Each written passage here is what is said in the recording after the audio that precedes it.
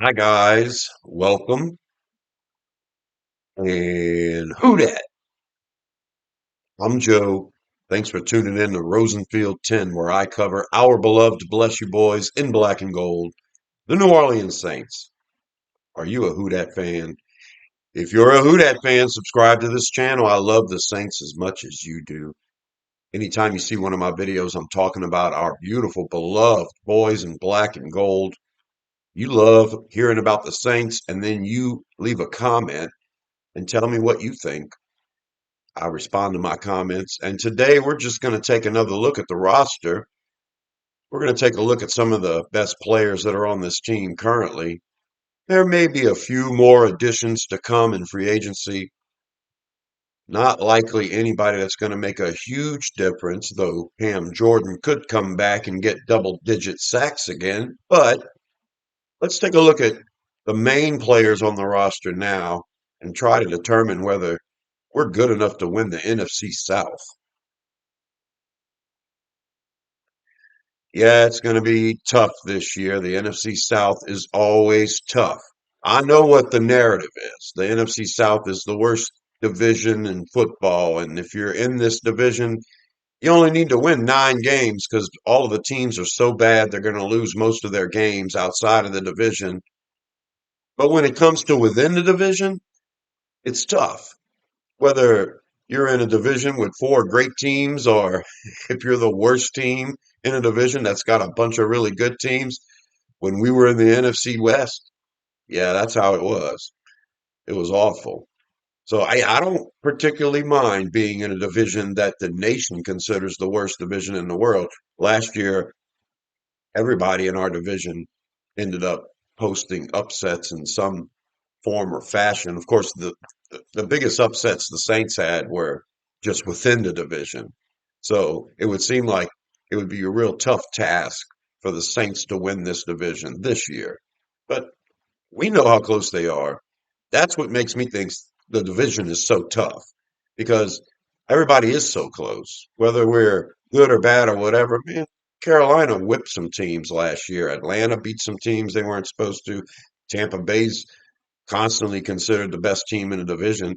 Well, this year it seems like Carolina's the one to beat, right?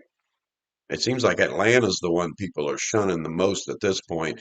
No one's considering Tampa Bay either. They ended the season so bad last year, and oh well, the Saints finished really strong. So, do we have what it takes to win this division? The roster is not complete right now. I did a video showing you the 90-man roster. It was actually an 89-man roster. We had one spot left, and that spot is going to cornerback Martin Emerson Jr., who was a 2-year starter with the Browns. Then he missed all of last season, I think with an Achilles tendon. So he signed to our team now, 1 year, solid starting veteran cornerbacks, exactly what this team needed to do in free agency. They also addressed the edge room again, slash linebacker room, by grabbing uh, Alfreny Anthony Jennings. Yeah, a run stopping linebacker from the New England Patriots who just played in the Super Bowl. I think Harold Landry got hurt for the Patriots, and so Jennings had to step up. And, he's a 245-pound guy, so he is a linebacker size for sure. Tyree Wilson, who we traded for from the Raiders, that guy's like 262, 263. So, not sure where those guys are going to fit in on the depth chart. I mean, outside linebacker is what I'm thinking. So, one more time, looking at our complete offense. And I'll just show it for you for a second. And if you want to stop and ponder and look at all of the depth, you can. But we're going to talk about the main players. So yeah, we've got a lot of depth on offense now. That wide receiver room is busting, and running back room's going to be really full if Kamara comes back. Got a lot of offensive linemen to choose from for backups. And now let's take a look at our defense, the full defense. one time. We'll put it up on the screen. You can pause the video if you want to take time to look at the depth here. I've got Emerson slotted in as the number 4 cornerback right now. I'm giving Isaac Yiadom the benefit of the doubt that he'll be our number 3 until Emerson gets in camp, proves that he can play this defense, and then proves that he's a better player than Yiadom. So we've still got a lot of adjustments to do as far as the actual depth chart, but there's a lot of players here that are going to get involved. A lot of a lot of the local media think that linebacker is a place where we should have addressed with somebody else, and I'm kind of a fool for our linebacking core. The only issue I see with our middle linebackers is that all of them are going to make the team, and there's really no camp body around. So we just extended an offer to a linebacker for a camp tryout. But yeah, we can only carry 90 players at a time, so people are going to be let go before we actually add, a lot more bodies to this room. Like I say, Cam Jordan would be the main player in free agency left. If he comes in, then the two new signings we have in Tyree Wilson and Anthony Jennings are going to be they're going to be up in the air. They're going to be filling out the bottom of the depth chart, and guys like Chris Rumpf, who we signed earlier a month or two ago, he might be looking for a job. So, all right, that is your total 90-man roster. In this video, I want to focus on the main players. Do we have a team that's good enough to win the NFC South? We were really close last year. What, one game? One more win? If we could have scraped together one more win with Spencer Rattler as our quarterback, then yeah, we wouldn't be having the fourth place schedule this year. We wouldn't have been drafting eighth overall. We would have won the division and we would have been in the playoffs. No telling what could have happened. Chances are it would have been a tough road to hoe for this team. I mean, we won the games we won last year were against inferior competition league wide. It's probably right on par with the talent level of the Saints at the time. But I think we've improved this team a whole bunch, especially on offense. Let's talk about the defense first, because I think that's where we have the most questions. So I'm going to pull up 15 players here, and we're going to do 15 on offense too. And these 15 players, I feel, are going to factor in the most. And if you're going to win the NFC South, you're going to have to do it with this defense. I've got 5 defensive linemen mentioned at the top because it's going to be a major rotation up there with guys with their hands in the dirt. Davin Godchaw's in the middle, and you're going to have a lot of substitutions with Davin Godchaw. I think Christian Miller is probably the guy most people think is going to be the primary backup to Davin Godchaw. I like the idea of Christian Miller playing 0, 1, 3, whatever, 5. I mean, I think Christian Miller's just good to put hand in the dirt on the defensive line, put him anywhere you need him. If Davin Godchaw's good to go and we're trying to stop the run, I think having a 3-man front like Godchaw and then your rookie Miller and then your second year guy Broughton. I mean, that's some big bodies and that's tough and that's some good solid stuff. And then you still got Nathan Shepard and Brian Bresee who are going to factor in here as well. Nathan Shepard is a guy that's probably never going to come off the field. I mean, he'll probably be a standard defensive end on every play. You might have running downs with Gottschall. I personally think Christian Miller, Gottschall, and Shepard would be your 3 down linemen on early downs. Miller and Shepard play in the end with Gottschall in the middle. As long as Gottschall is good to go. You take Gottschall out and you want to slide Miller there in Gottschall's spot, then you can put Vernon Broughton at the other end and have Broughton and Shepard with Miller in the middle. Now, that's the main four guys I plan to see on the defensive line on early downs. Brian Bresee, to me, being out there on the end every down is a liability. He's got to show a lot more versus the run. And I'm not excited about his pass rush ability because he didn't do much last year in this defense, and he'll just have to prove me wrong. I mean, he's got 2 years under contract now. He's got to show a lot this year. But Brian Bresee, as a pass rusher, is going to make things happen. Whether he finishes and gets the sack or not, he's pretty disruptive. He's going to get a lot of play on this defensive line. Yeah, he's the first round pick here. He's the guy that we're expecting to be the best player. And I'm sitting here talking about having this defensive line receive free for a lot of the time because I'm trying to stop the run on early down. So either way, you've got five major players there. A lot of people think maybe Nathan Shepard's on the outs. I guess if we cut him after June 1st, we can save like $4 million or something like that. Shepard showed a lot last year. He was a mainstay on this defensive line. We were not as bad against the run as we had been in years.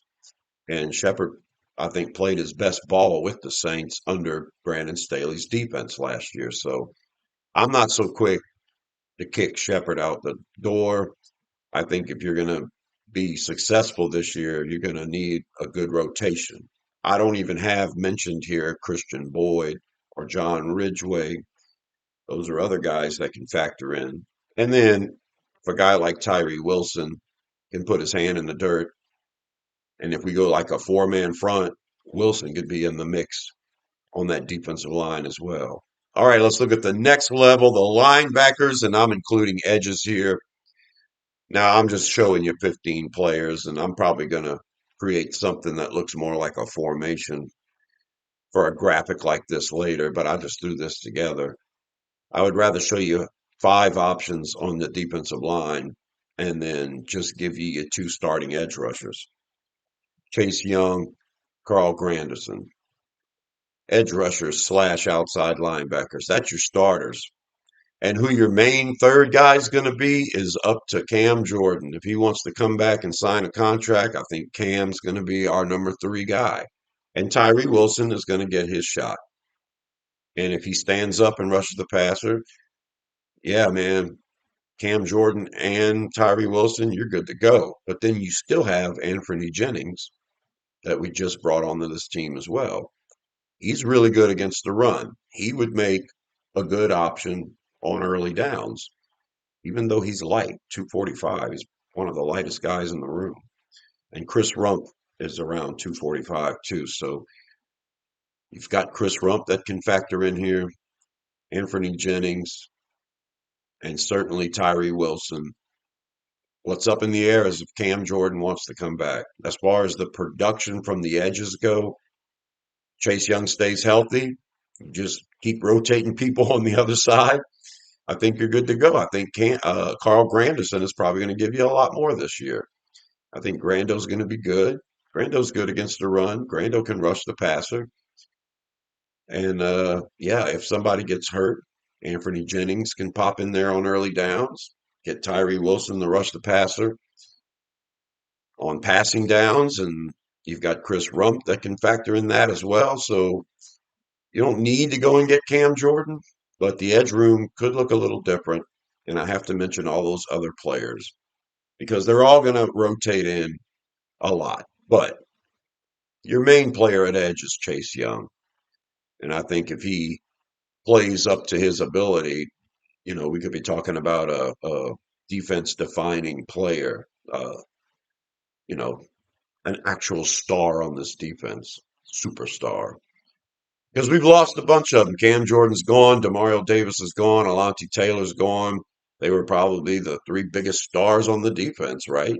Brian Bresee has a chance to be a star. And Chase Young right now to me, he is a star. He's a stud who could be a star. So the middle linebacker missing Demario Davis, that's going to hurt. There's no coming back from that and getting the production you got from him, I don't think.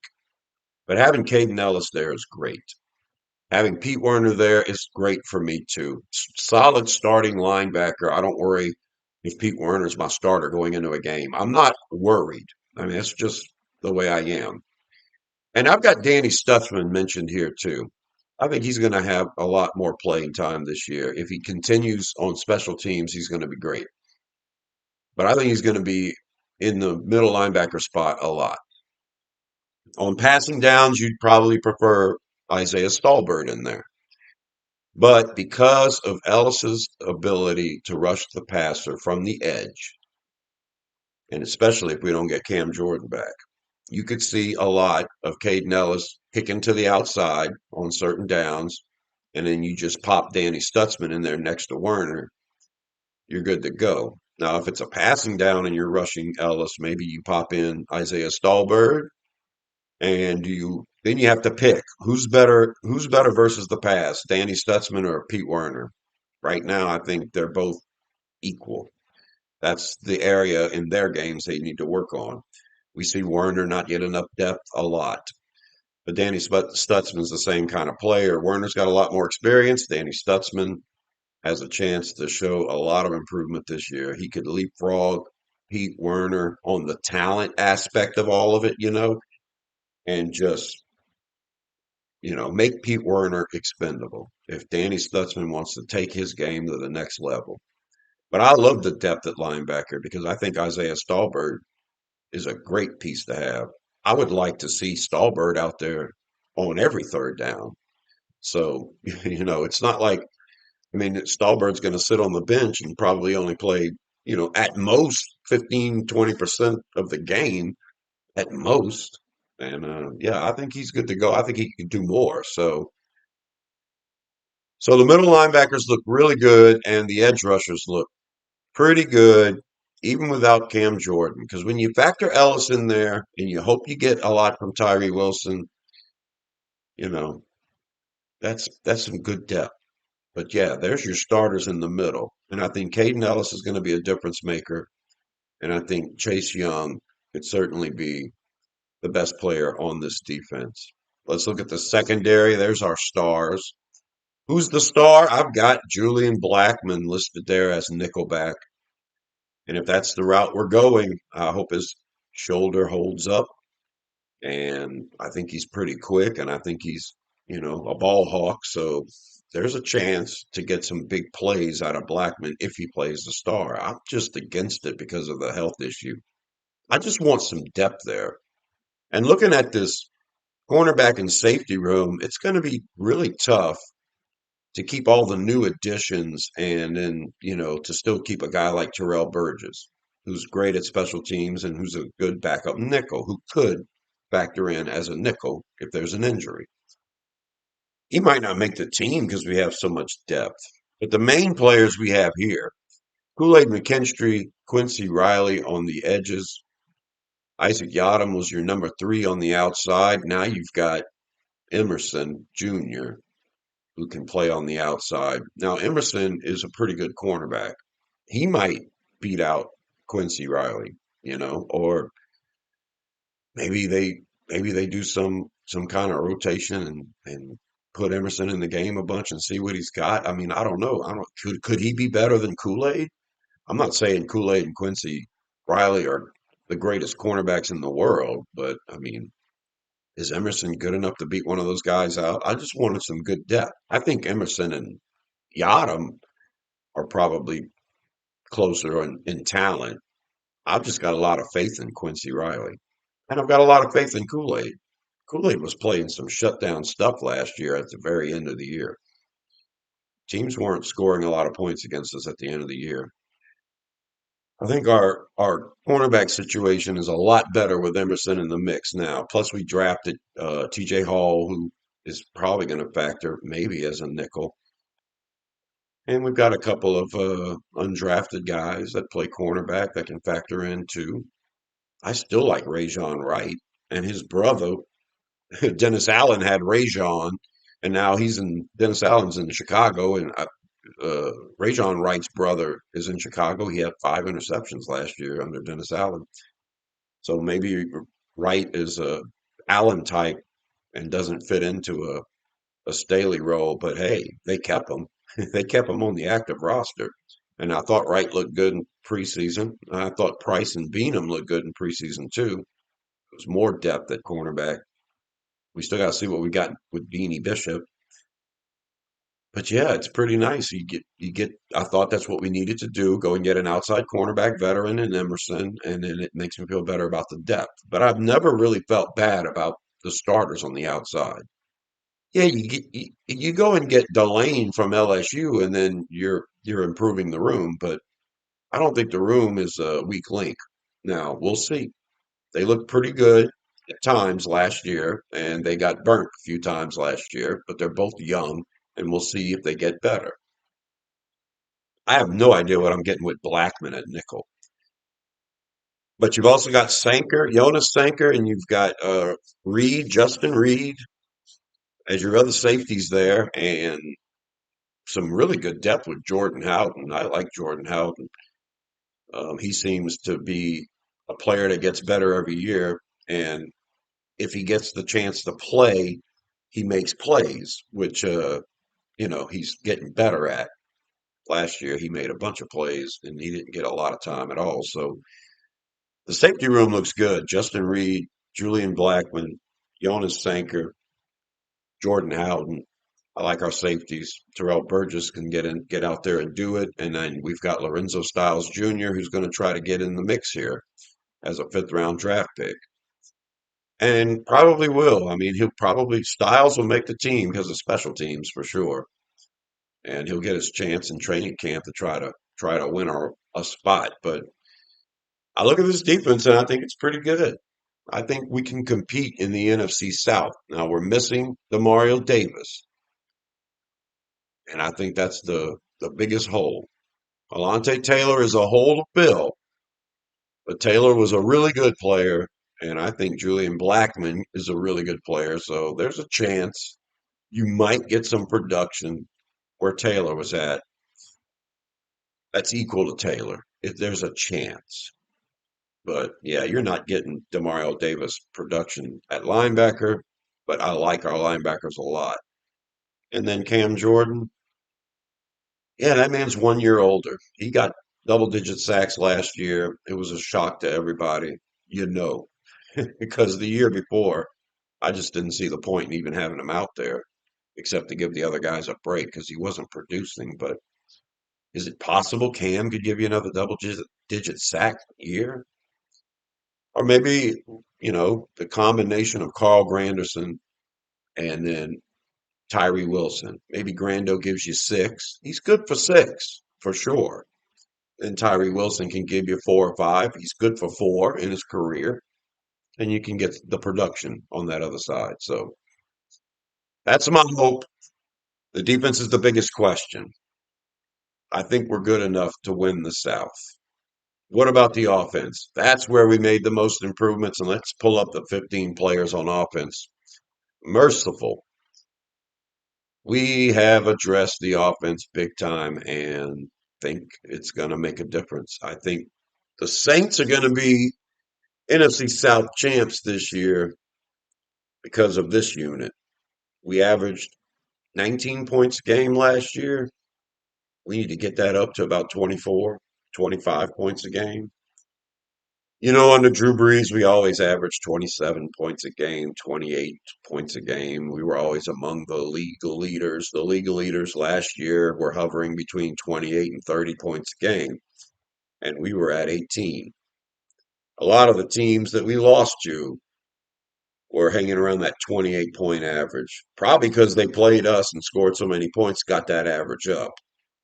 So that's something. And it wasn't because the defense struggled every game so much. It was because the offense wasn't producing enough points to keep up. So we have to fix this unit, and I think we did. Who's the big stars on our offense? Let's look at the offensive line first. First round draft pick Kelvin Banks at left tackle. First round draft pick Taliese Fuanga at right tackle.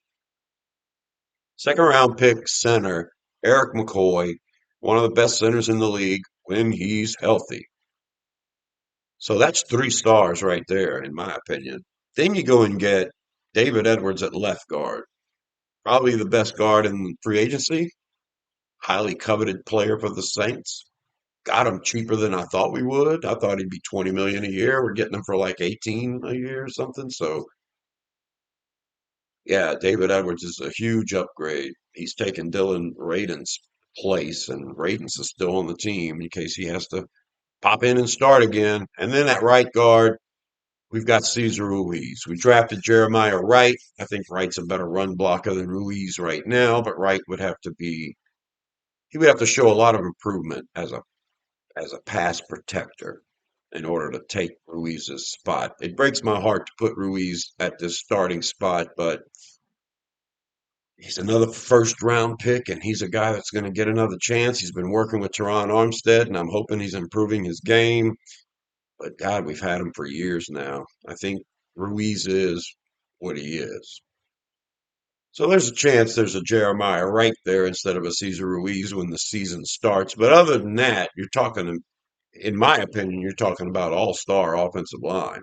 2 first-round picks on at the tackles, and then you've got one of the best centers in the league, and then you've got David Edwards, a guy who is far and above an average guard. He was the best guard in free agency because he's a pretty good guard. And watching Buffalo, it was obvious. The man's a really good player, and I think it's going to make a huge difference. Protecting Shuck, yes, but also in the running game, and that's the part that I'm excited to see. That means probably no more Alvin Kamara.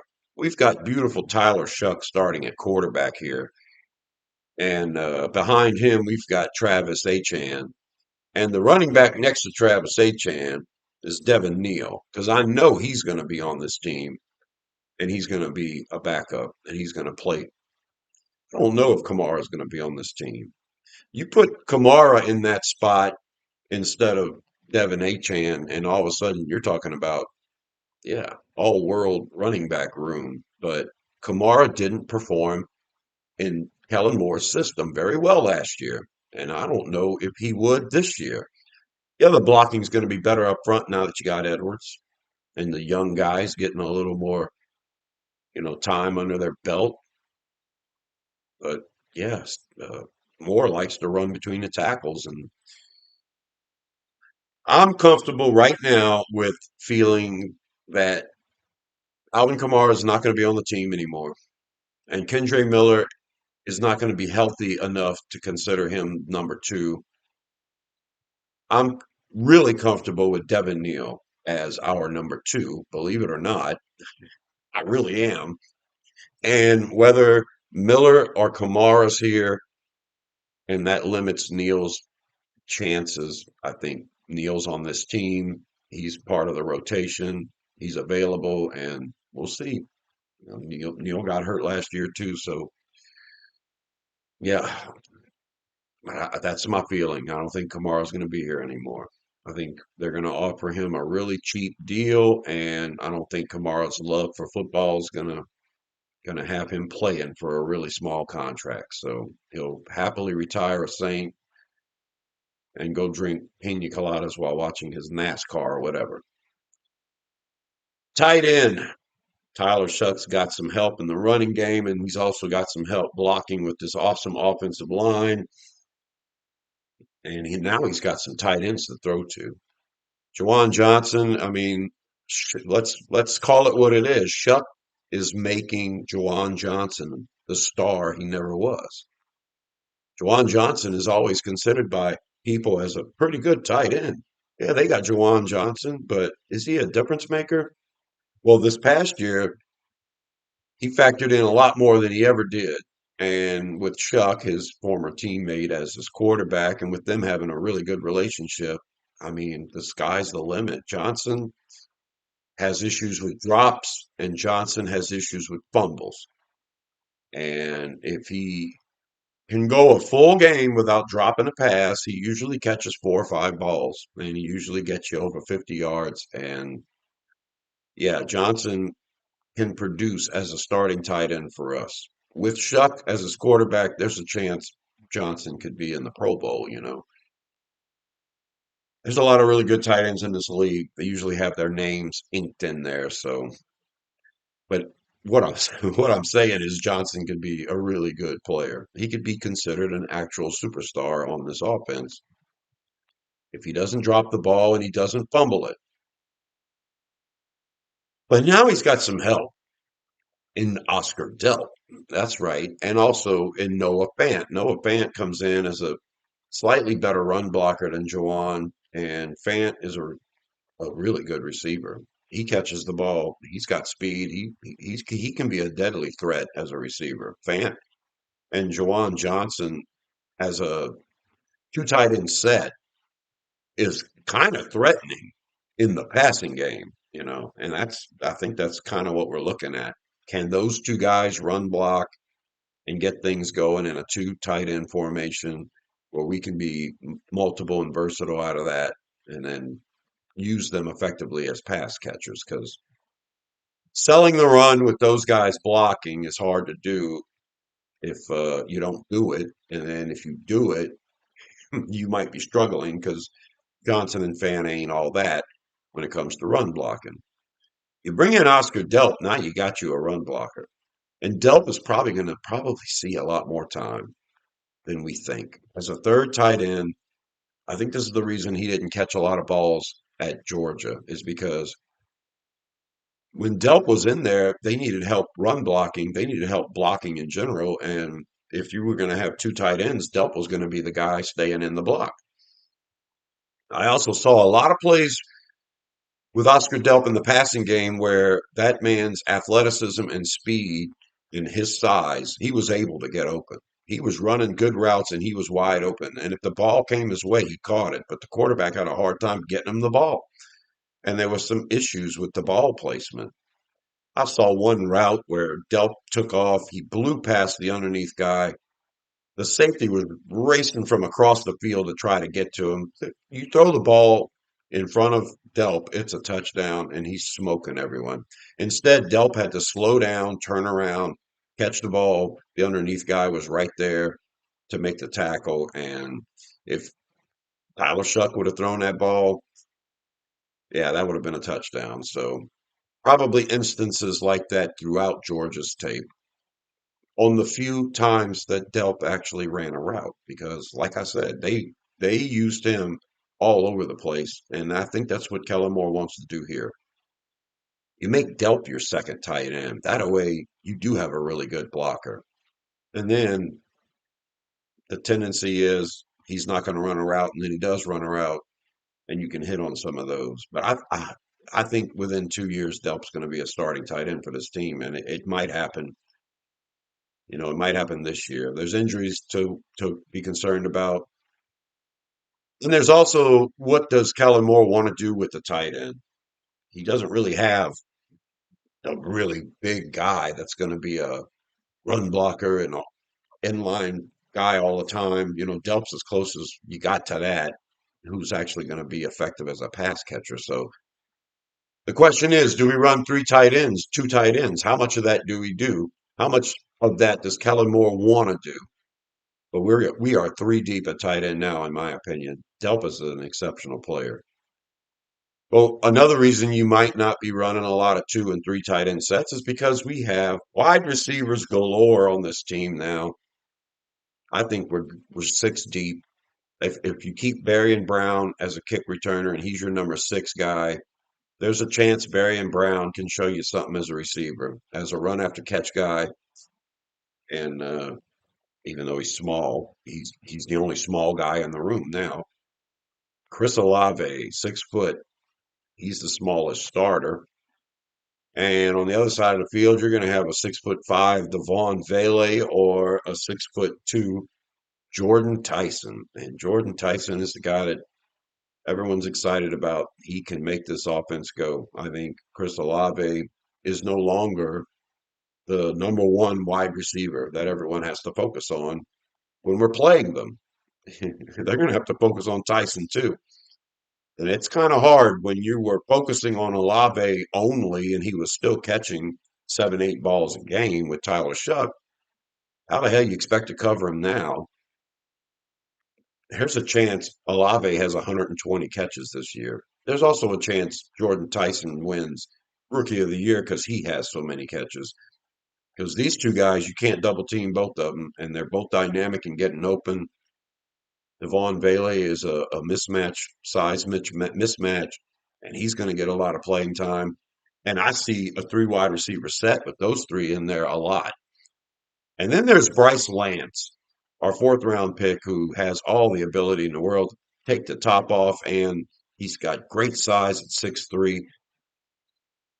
He's got really good hands. So I could see four wide receiver sets. I mean, this team went from struggling on offense at the end of last year to having an offense that seems to have enough pieces, good pieces, that we can go multiple in many ways. If Alvin Kamara comes back on his team, we can go two running backs and have that mismatch of Achan and Kamara. And that's something that an offense can use throughout the year to get things done and to really screw with another team. But we go deeper than that. We can go three tight end set, or we can go four wide receiver set. I mean, it seems like we've got a lot of options. I love Audric Estime as a short yardage back, and if he's in the mix, probably really good on short yardage situations. We weren't very good last year. Maybe Jeremiah Wright comes in the game on them fourth and ones instead of Ruiz, maybe Wright does get some playing time. Maybe Wright is a sixth offensive lineman in run situations. Yeah, this offense looks completely great and multiple. So I'm excited about that. Lots of stars on the offense here. Lots of different formations we can run. And I think Tyler Shuck's the quarterback that can get it done for us. And I think our offense is the main reason we would win the NFC South if we can. So what do you think? With this roster of all of these starting caliber players, are we good enough to win the NFC South this year? And what do you think about the offense and the defense? What do you think is going to be the difference that puts the Saints in the postseason this year? I'm Joe. Subscribe to Rosenfield 10 for more videos about the Saints. And until the next one, I'll talk to you later.